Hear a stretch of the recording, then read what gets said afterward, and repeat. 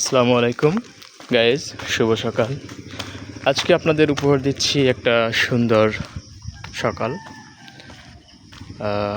Walking is the best exercise. হাঁটার আসলে কোনো বিকল্প নাই। তো আজকে আমার ডে 1 শুরু হয়েছে। দেখি, আমি 100 দিনের একটা চ্যালেঞ্জ নিয়েছি। 100 দিন হাঁটার পরে আমার শরীরে কী কী পরিবর্তন আসে, আমার শরীরটা কতটা সুস্থ, কতটা ভালো থাকে, এইটা আমি আপনাদেরকে জানাবো 100 দিন পরে। আপনারা সঙ্গে থাকবেন। আজকে আমার এই যাত্রা যেহেতু শুরু হয়েছে, আপনারা আমাকে সাপোর্ট করবেন, আমার পেজটিতে ফলো দিবেন, বেশি বেশি লাইক দিবেন, কমেন্ট করবেন। দেখেন, এখন আমি আছি পচাদিঘির পাড়ে। আপনারা যারা বাগেরহাটের তারা চিনবেন। দেখেন কত সুন্দর একটা দিঘি, বাগেরহাটের নাম করা এবং ঐতিহ্যবাহী পচাদিঘি। তো আমি আজকে দিঘির পাড়ে হাঁটতে বেরিয়েছি, সঙ্গে থাকুন আপনারা। এরকম আমি হাঁটছি।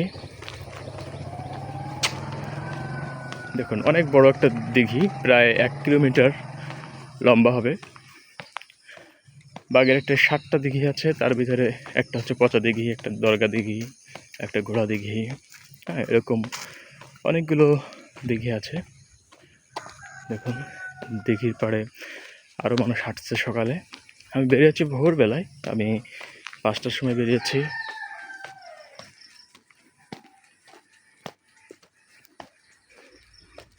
দেখুন, দিঘির পাড়ে যাদের আসলে বাড়ি, তারা কতটা ভাগ্যবান, তারা কত সুন্দর পরিবেশ সর্বক্ষণ উপভোগ করে।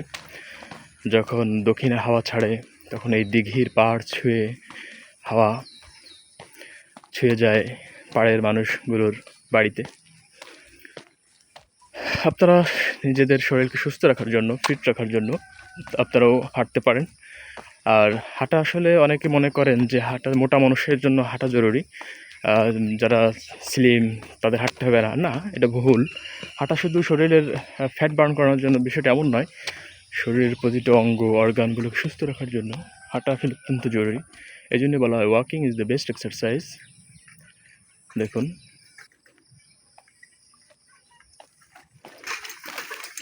আমি আপনাদেরকে দিঘির এপার থেকে ওপার পর্যন্ত নিয়ে যাব, সঙ্গে থাকুন।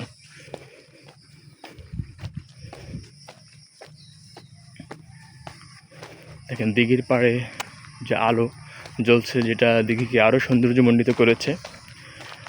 শেষ বিকেল, অপরাহ্ন যেটা, সেই সময় দিঘিটা আরও সুন্দর লাগে এই লাইটিংয়ের জন্য।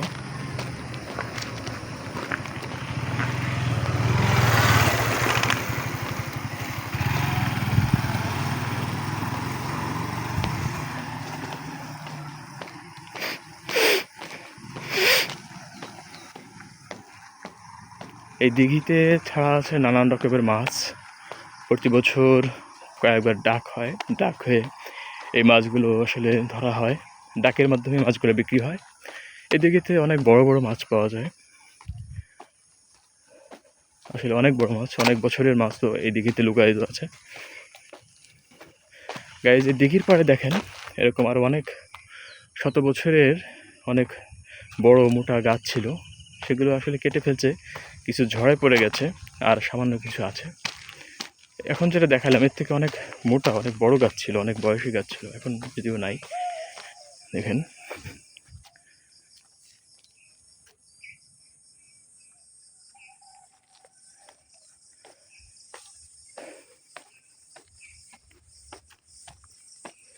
ধন্যবাদ, সবাই ভালো থাকবেন। আমি দিঘির ওপার পর্যন্ত নিলাম না, হয়তো ভিডিওটা বড় হয়ে যাবে। অপেক্ষা করেন, আমি ওপারে যেয়ে তারপরে শেষ করছি। দেখুন, অনেক মোটা একটা গাছ।